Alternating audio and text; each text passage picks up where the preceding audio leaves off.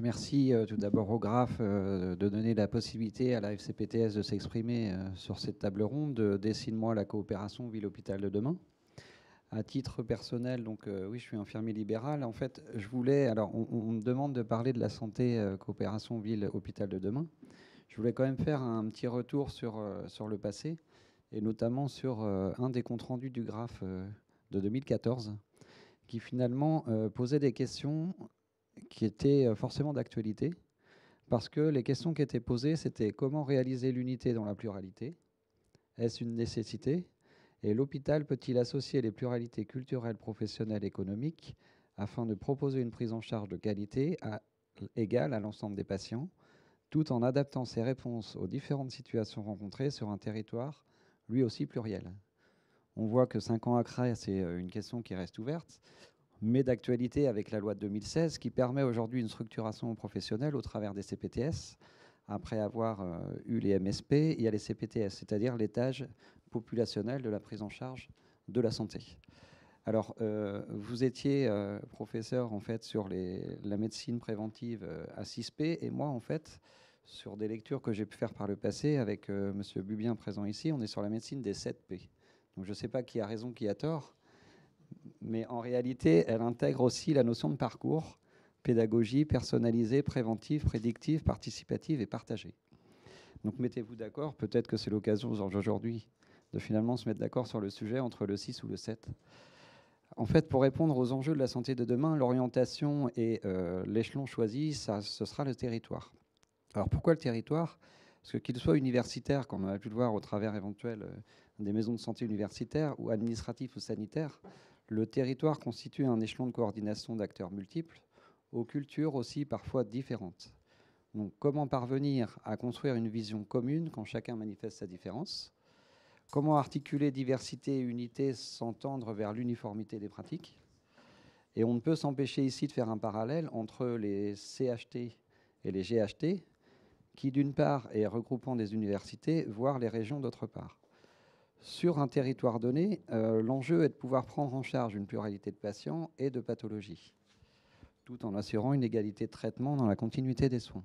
C'est un vrai sujet parce que la continuité des soins, en effet, il y a une permanence des soins organisée pour toutes les professions de santé. Nous, au niveau infirmier, on est sur la continuité des soins, c'est-à-dire H24, 7 jours sur 7, sans organisation de la permanence des soins, ce qui pose un réel problème aujourd'hui à l'échelon des CPTS, pour la bonne et simple raison, c'est que 80% des cabinets infirmiers libéraux ne répondent pas après 20 heures. Donc dans une structuration du soin coordonné H24, on est soi-disant les mieux placés avec un code déontologique qui nous impose la continuité des soins, mais qui est en réellement pas assuré sur les territoires, notamment près des CHU et dans les grandes villes, avec une vraie difficulté de la non-hospitalisation des patients la nuit et une orientation des patients la nuit qui se retrouvent de facto hospitalisés pour des raisons de non-continuité des soins sur les territoires. Donc les particularités géographiques et sociales existent, et si la tension est aussi forte aujourd'hui, c'est que la pluralité des territoires reflète de plus en plus les inégalités de la société. L'égalité des prises en charge suppose donc une exigence de solidarité collective et une intervention renouvelée des différents acteurs pour assurer une certaine unité, une homogénéité aussi dans les territoires. Il ne faut pas qu'il y ait des choses qui soient trop descendantes, pour la bonne et simple raison, c'est que chaque territoire connaît bien les problématiques de ses populations. On l'a vu ce matin avec 2 projets différents présentés à la fois par un médecin généraliste et par une directrice d'hôpital, que les domaines de santé et prévalence ne sont pas les mêmes. Donc la réforme de notre système de santé ne pourra se faire sans cette pluralité et sans une identification finalement de chacun des territoires. Le but étant avant tout de définir des missions pour chacun et d'articuler au mieux en termes de financement. Les futurs enjeux sont bien évidemment financiers. Les territoires doivent devenir un socle en fait, d'organisation plus efficient, et l'hôpital a pour vocation d'occuper une place importante au sein des territoires en coopérant avec les autres structures existantes ou en devenir et les acteurs de santé sanitaire, sociale et médico-sociale. Le but de cette articulation, c'est forcément que ce soit dans un parcours de soins coordonné pour que chacun y trouve un intérêt et logistique et financier. Alors, la ville et l'hôpital, sans vouloir faire un peu de philosophie ou de sémantique, Que désigne le mot ville, en fait, dans la ville et l'hôpital? Parce que finalement, on parle de territoire, mais la ville, c'est assez nébuleux, la ville. Tout le monde a besoin, quand on arrive dans une ville, de prendre un plan pour se repérer. Et si finalement les professionnels de santé libéraux sont désignés comme la ville, c'est-à-dire que c'est une nébuleuse difficile pour l'hôpital, et finalement, géographiquement, on n'arrive pas à les situer. Pour moi, l'hôpital fait partie de la ville.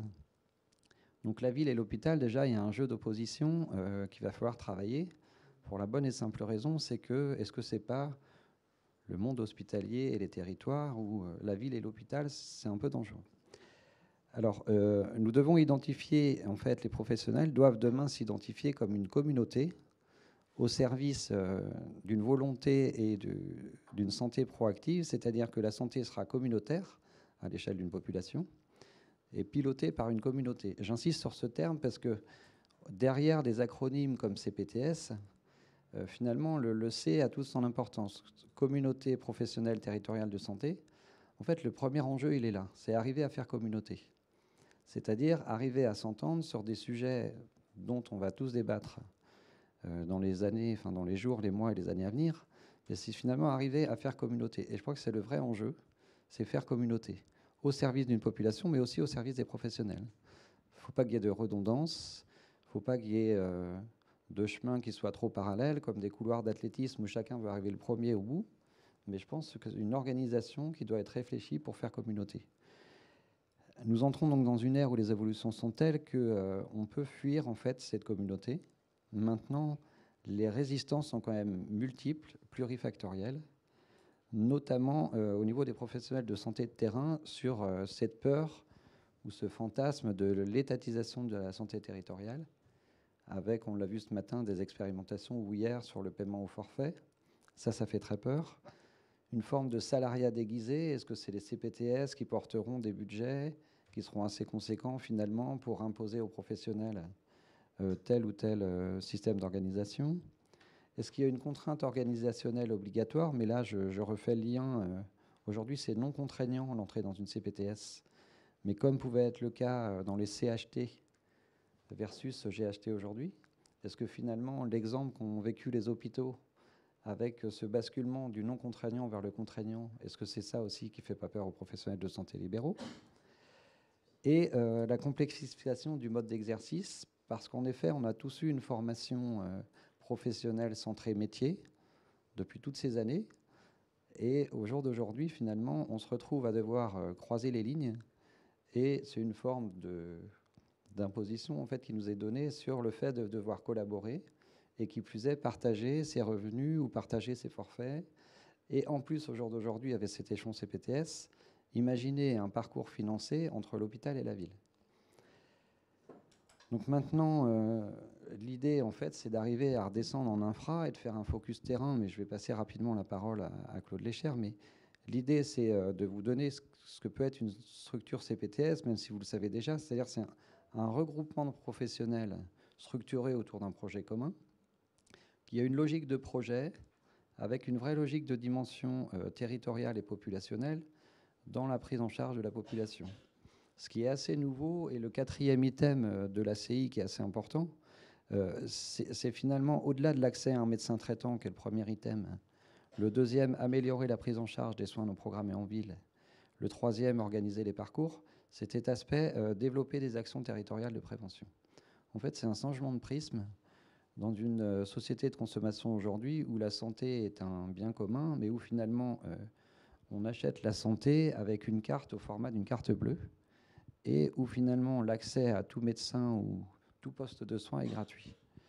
Donc est-ce que c'est là justement ce point 4 qui n'est pas l'un des plus importants sur un changement de prisme de la santé de demain, en mettant en avant cet aspect de la prévention?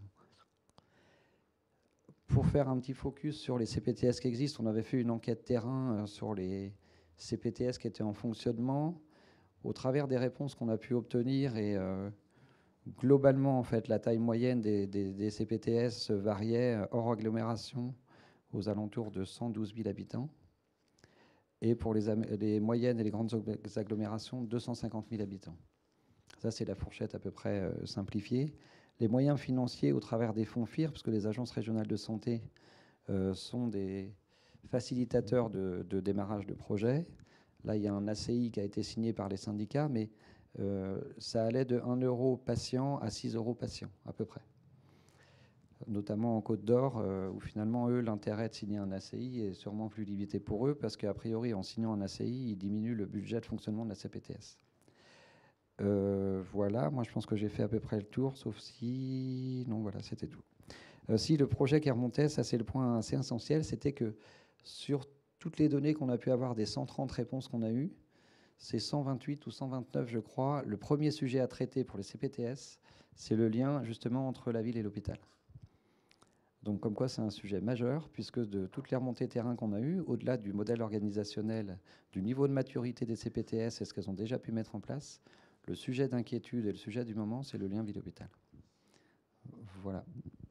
On va compléter cette intervention avec la voix du président de la fédération, donc Claude Léchère. Vous êtes médecin, vous êtes installé à Étoile-sur-Rôle et vous êtes aussi médecin attaché au centre hospitalier de Valence. Vous avez créé la CPTS Sud Valence et vous êtes le président fondateur de la fédération. Je vous propose de compléter le propos et puis on donnera la parole à la salle. Bonjour et merci à Gérard Vincent pour nous avoir invités. Il y a longtemps qu'on discute, notamment dans le cadre de la FHF, de la relation ville-hôpital, et je me rappelle de plusieurs invitations que tu m'avais proposées, auxquelles j'ai toujours beaucoup répondu très facilement, parce que j'ai été effectivement à la fois en exercice libéral et médecin attaché. Je ne suis plus médecin attaché depuis quand même un certain temps, ayant pris d'autres responsabilités. Quand on parle des CPTS et quand on parle des maisons de santé, quand on parle des équipes de soins primaires, il faut bien comprendre que nous sommes partis d'une quasi-négation universitaire, c'est-à-dire qu'il n'y avait pas de spécialité médecine générale. On était quasiment dans une aussi négation organisationnelle, c'est-à-dire qu'à un moment donné, un responsable important au niveau des responsables ministériels nous disait on va reconvertir 20 000 médecins généralistes pour diminuer la dépense de santé. On a quand même émergé en se bagarrant dans les années 80-85 parce qu'il y avait aussi une négation syndicale, c'est-à-dire que la médecine générale n'avait strictement aucune autonomie. Elle n'était même pas consultée sur un acte très spécifique de la médecine générale qui est la visite à domicile. Et c'est à ce moment-là que la coupe étant pleine, un certain nombre de généralistes ont décidé qu'il fallait individualiser à la fois leur exercice, à la fois les modalités de rémunération de leur exercice, et donc ils ont fini par créer des outils, notamment un outil syndical dont j'ai été le président de MG France pendant 8 ans. Il faut bien comprendre d'où on vient pour comprendre que effectivement ce fonctionnement que vous récusez, et je partage tout à fait cette vision des choses aujourd'hui sur, vous avez utilisé 3 lettres, c'était CPO, voilà. Cette scission qui a existé, elle a existé parce qu'à un moment donné, une fonction dans le système de soins qui sont les soins primaires qu'en université on appelle les soins premiers, n'était pas du tout une fonction valorisée, ni par l'université, ni par la société. Quand quelqu'un faisait médecine, on lui demandait quelle spécialité, vers quelle spécialité il se destinait. Et si jamais il annonçait qu'il choisissait de faire la médecine générale, on lui disait ah, mais c'est dommage, pourtant tu es un bon étudiant, pourtant tu es bien classé. Et encore aujourd'hui, on sait que dans certains cas, au choix des ECN, un certain nombre de gens se faisaient siffler parce qu'ils choisissaient trop tôt la médecine générale ou se faisaient siffler parce qu'ils n'avaient pas pris la médecine générale et que donc ils occupaient un poste que peut-être quelqu'un d'autre voulait. Donc il faut bien que vous ayez en tête ce prérequis que n'ont pas les nouvelles générations, tant mieux, on s'est battu et ils en bénéficient, mais c'est extrêmement important de comprendre qu'on est seulement au démarrage de construire le système ambulatoire, que ce système ambulatoire, nous voulons le construire autour des soins primaires et que donc la base de tout ça, ce sont les équipes de soins primaires. Les CPTS viennent en deuxième, je dirais, importance dans notre idée, c'est-à-dire que les CPTS visent à créer ce qu'on appelle un réseau, hein, je crois que c'est comme ça que les chercheurs disent, c'est-à-dire quelque chose qui va permettre de mettre du lien entre ceux qui ne sont pas encore en équipe de soins primaires, mais on espère que tout le monde y sera un jour pour les acteurs de soins primaires, les soins secondaires ambulatoires, et puis les autres acteurs. On parle évidemment d'abord de l'hôpital, parce que c'est le souci numéro 1 que nous avons, nous, que nous soyons infirmiers, pharmaciens, médecins, kinés. Le souci numéro 1 que nous rencontrons dans notre exercice tous les jours, c'est de construire de meilleures relations avec l'hôpital. Et donc les CPTS sont aussi l'occasion de créer du lien avec d'autres acteurs. Je parle par exemple de la santé scolaire, de la santé au travail, de la PMI, et puis un autre versant qui n'est pas le secteur sanitaire, qui est le secteur social et médico-social. Nous butons, quand nous sommes en maison de santé, je travaille en maison de santé, nous butons de façon systématique sur une problématique sociale et médico-sociale lorsque nous organisons par exemple du maintien à domicile. Et si nous ne créons pas ce lien de façon organisée, de façon organique avec le social et le médico-social, nous ne pouvons plus faire notre métier qui est dans le champ sanitaire. Voilà, donc identifier les équipes de soins primaires, créer, je dirais théoriquement dans un deuxième temps, mais en fait tout va se faire en même temps, et les uns vont stimuler les autres. Ça permet déjà que vous, le tissu hospitalier, vous puissiez nous identifier, vérifier que nous existons, créer un numéro de téléphone que l'hôpital puisse appeler parce que ce patient habite à tel endroit et parce qu'il y a une CPTS à cet endroit-là, que l'hôpital aussi, on lui simplifie son travail lorsque les patients doivent rentrer à domicile. Peut-être même qu'on puisse prendre les patients plus tôt. Peut-être même qu'on puisse les prendre en ambulatoire si l'hôpital et les médecins qui s'occupent du patient à l'hôpital en sont d'accord. Petite parenthèse que je fais, quand on veut améliorer ce lien ville-hôpital, on parle beaucoup des médecins. Moi, je voudrais qu'on parle des autres professions de santé. Et par exemple, d'avoir l'idée de dire que des infirmiers pourraient avoir un exercice mixte ville-hôpital, c'est une proposition qu'il faudra regarder. D'avoir des pharmaciens qui fassent le lien avec la pharmacie hospitalière, lorsque des produits sortent de la réserve hospitalière, on puisse les utiliser de façon tout à fait sécurisée et optimisée en ville, c'est extrêmement important aussi. J'ai été très intéressé ce matin par la présentation sur la chimiothérapie orale ambulatoire. C'est un travail qu'on avait démarré avec la DGOS il y a 5 ans, qui s'est arrêté, je ne sais pas pourquoi, mais sur lequel, par exemple, on voit aujourd'hui qu'on peut faire des choses dans une sécurité améliorée. Si, par exemple, on crée le principe d'une CPTS site associé en cancérologie, rattaché dans une relation avec un site autorisé en cancérologie, je pense que vous connaissez ça mieux que moi, vous voyez qu'à ce moment-là, on met en place un requis qualité qui doit être rempli par la CPTS, mais aussi par le site autorisé en cancérologie dans ses relations ville-hôpital. Voilà, donc vous voyez que dans cet état d'esprit-là, ne soyons pas trop médico-centrés. Le fait d'avoir des infirmiers qui aillent voir les patients pendant qu'ils sont hospitalisés, le fait d'avoir des pharmaciens qui contactent les pharmaciens de l'hôpital, c'est aussi des façons d'organiser la relation et de fiabiliser la qualité qui doit s'améliorer. Deuxième intérêt, donc en dehors du fait qu'on s'est identifié et qu'on existe réellement dans le système, il faut nommer les services que l'on attend et que l'on rend. On sait assez bien, grâce aussi à la sous-spécialisation, quels sont les services et où est-ce qu'on va aller les chercher quand on adresse un de nos patients à l'hôpital. On sait très bien, moi j'habite dans la Drôme, je vais adresser mes patients soit à l'hôpital de Valence, soit à la clinique évidemment, soit à un CHU à Lyon, soit directement à un service très spécialisé à Paris pour un sujet qui est mieux pris en charge, un rétinoblastome chez un enfant par exemple. Voilà, ça relève de l'Institut Gustave Roussy à Paris. Et donc on sait très bien, nous, se diriger dans cette sous-spécialisation qui nous rend des services c'est vraiment extrêmement important pour nous. Mais on voit bien aussi les limites de cette surspécialisation. Parce qu'il y a des patients, on ne sait du tout, plus personne ne les veut. Parce qu'il y a 3 ou 4 pathologies différentes et que le service de neurologie va nous dire oui, mais il y a un diabète décompensé. Le service de diabéto va nous dire oui, mais ils ont un Parkinson qui ne va pas. Et puis les cardios vont nous dire oui, mais attendez, vous donnez ces médicaments-là à ce patient. Or, ces médicaments pour le Parkinson ne sont pas bons pour le cœur, etc. Et nous, on est dans ces arbitrages permanents sur, finalement, de choisir et de hiérarchiser les problématiques de santé de nos patients. Donc, quand on définit dans une CPTS quelles sont les fonctions, quels sont les services que nous rendons, que nous les nommons et que nous en assurons la qualité, voire l'amélioration de la qualité, vous comprenez bien qu'on se met dans un partenariat complètement différent. Nous, la qualité à l'hôpital, on la connaît. La qualité du service d'orthopédie dans la clinique, on le connaît. Et il y a des patients qu'on n'adressera pas à tel ou tel service parce que ce service fonctionne moins bien ou donne des résultats moins bons. Et ça, c'est notre expérience quotidienne qui nous le dit. Troisième sujet, comment est-ce qu'on travaille ensemble? Il faut évidemment qu'on ait quelques protocolisations. Il ne faut pas exagérer dans la protocolisation, parce que la protocolisation, ce n'est jamais qu'un cadre très général auquel, très souvent, nos patients doivent échapper parce qu'on n'a pas le patient modèle défini dans le protocole. Donc, en tout cas, il faut qu'on ait des prises en charge organisées qui soient faites dans la confiance réciproque.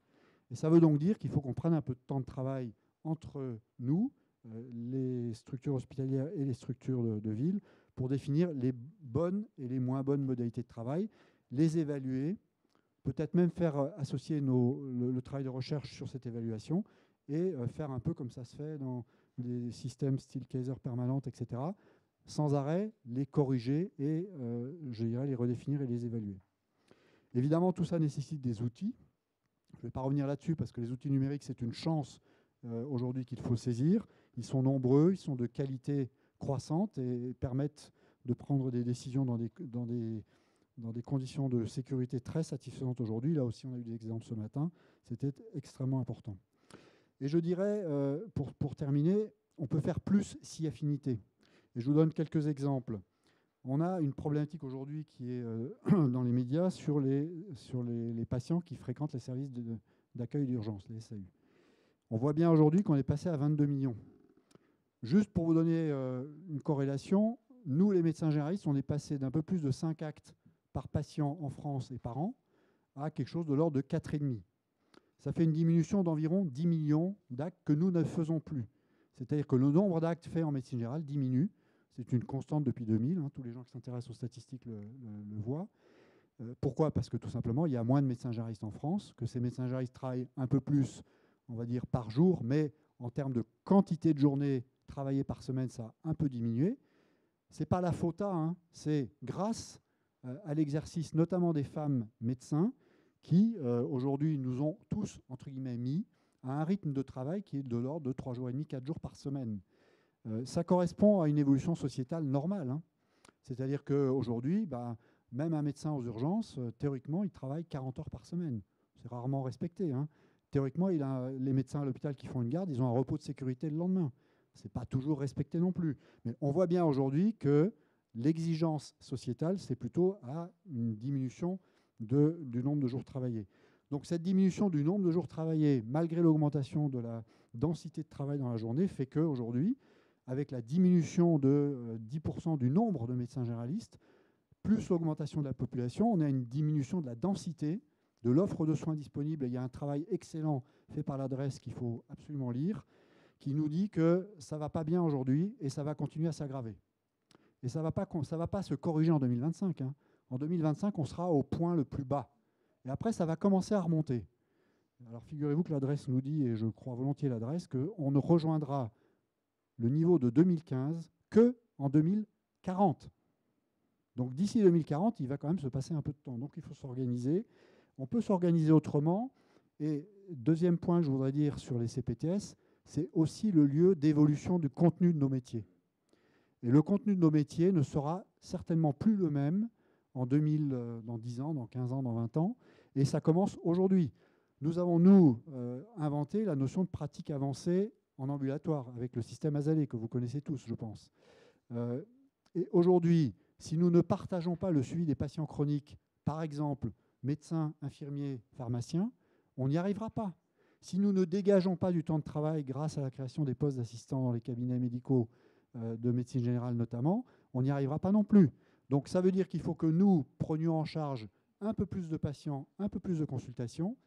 Est-ce que vous avez une idée du nombre de patients que chaque médecin généraliste devrait prendre pour soulager de façon définitive les services d'urgence? C'est 1 patient en moyenne, 1 patient par jour et par médecin généraliste. Ce n'est pas inatteignable. Ça veut donc dire qu'il faut qu'on offre des conditions d'organisation de leur travail aux médecins généralistes avec la pratique collaborative en pratique avancée, par exemple avec les infirmières de pratique avancée pour le suivi des maladies chroniques. Il faut qu'on leur offre aussi des conditions de travail un peu différentes avec de l'aide administrative dans les cabinets. Bref, est-ce que vous imaginez qu'un hôpital puisse fonctionner sans secrétariat, sans infirmières qui aident les médecins dans leurs consultations, etc., sans infirmières qui s'occupent des séances d'éducation thérapeutique? Ce n'est pas possible. Nous partons de rien de tout ça, quoi. Donc on est dans une phase où on va organiser, mettre des moyens sur la médecine de soins primaires. Il était temps qu'on le fasse, parce que sinon le système s'écroule, et il s'écroule aussi à l'hôpital. L'hôpital aujourd'hui fait 22 millions de passages aux urgences, mais nous faisons, 260 millions de passages dans les cabinets de médecine générale. On est évidemment beaucoup plus nombreux, mais vous imaginez bien que si nous continuons, nous, à baisser notre nombre d'actes, mais dans 10 ans, c'est 32 millions de passages aux urgences. Est-ce que l'hôpital peut survivre à ça? La réponse est non, ce n'est pas possible. Voilà, donc moi je crois très fort, parce que j'ai cette culture mixte ville-hôpital. J'ai toujours travaillé en très bonne entente et pas du tout dans cette volonté de dire il faut prendre les moyens de l'hôpital pour les mettre en ville. Ce n'est pas ça le sujet. Il faut mettre et les moyens et les patients plus en ville pour que l'hôpital garde les moyens pour travailler correctement, faire des choses techniques que nous ne ferons jamais en ambulatoire, de telle sorte que la collaboration ville-hôpital se fasse évidemment au bénéfice des patients. C'est le seul et unique but de toutes ces réformes. Merci.